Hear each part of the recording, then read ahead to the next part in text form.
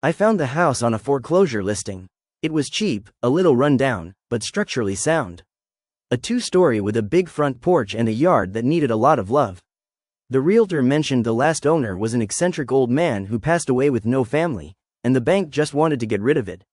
I moved in a few weeks ago, and everything's been fine. Except for the attic. The attic itself is normal. Dusty, full of cobwebs, and smelling of old insulation. But tucked away in the far corner, against a slanted wall where the roof meets the floor, is a small, plain wooden door. It's maybe 4 feet tall and a little over 2 feet wide. What's not normal are the deadbolts. There are 3 of them, all mounted on the outside. 2 are old, rusted iron, and the third is a new, shiny brass one. There's no handle, just the deadbolts. I was more than a little curious. I tried to pry it open, but the wood wouldn't give. I figured it was just some sort of storage closet the old man had for his valuables. But then, taped to the door itself, I saw a small, folded note.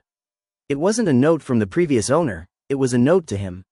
In neat, cursive handwriting, it read, "This is a non-negotiable condition of sale. The door must never be opened.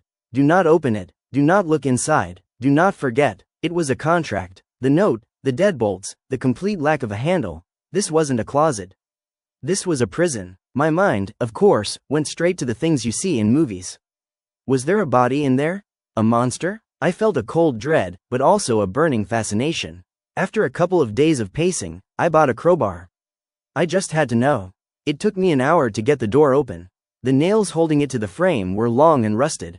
When the last one finally popped free, the door swung inward without a sound. I braced myself for the worst. For a rush of stale air, a foul smell, a screech, a whisper, anything. But there was nothing. The room was empty. It was just a small, square space, maybe 6 by 6 feet. No windows, no light fixture. The walls and floor were a pristine white, as if they had just been painted.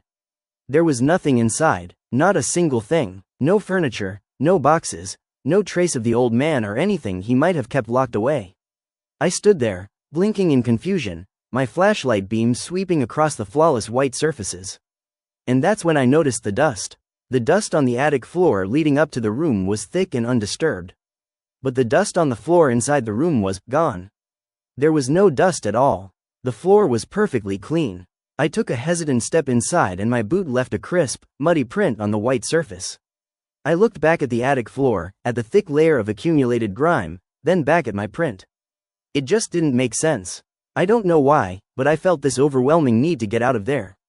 I pulled the door shut and tried to nail it back up, but the wood was splintered and warped. It won't stay closed. It hangs open now, just a few inches. And since I opened it, the house feels different. The silence is too complete, the shadows too dark. I keep seeing things out of the corner of my eye. A flicker of movement in the hall. A shape standing just beyond the threshold of my bedroom door that vanishes when I look. But I know it's not just in the corner of my eye. I feel it moving around me. Last night, I heard a whisper that wasn't a whisper. It was a sound that made my teeth ache. I've looked into the attic a few times, and the door is always hanging open a few inches. Just a small crack, and every time I look, I see it. It's just a shadow, a shape, but it's always there, in the doorway of the white room.